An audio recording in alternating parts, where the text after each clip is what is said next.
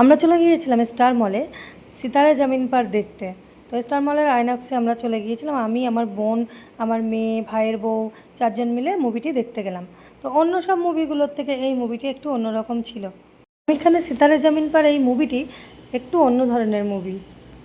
মুভিটিতে যেটা দেখানো হয়েছে, ডাউন সিনড্রোম এবং অটিজম মানুষজনেরাও নিজেদের জীবনযাত্রার বাইরে গিয়েও কিছু ট্যালেন্ট দেখাতে পেরেছে, সেটাই দেখানো হয়েছে। যাই হোক, বিরতির সময় বোন আর ভাইয়ের বউ আর আমার মেয়ে এরা খাবার চয়েস করছিল, আর আমি তো ক্যামেরাম্যান, তাই ভিডিও করছিলাম। তো অবশ্যই সেই সব খাবারগুলো আমরা নিলাম, আর তখন বিরতি শেষ হয়ে গেছিলো, আবার আমরা মুভি দেখতে শুরু করলাম।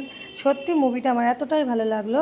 তো মুভিটা দেখে যেটা আমার মনে হলো যে আজকে সমাজে, আমাদের সমাজে সুনিতার মতো মানুষের খুবই দরকার।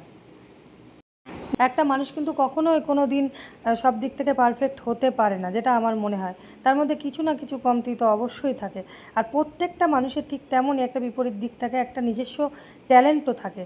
সুতরাং কাউকে নিয়ে হাসাহাসি করা একদমই উচিত না। সমাজে প্রত্যেকটা মানুষকেই সমান চোখে দেখা এবং তাদের চলার যে অধিকার আছে সেটা মেনে নেওয়া অবশ্যই দরকার।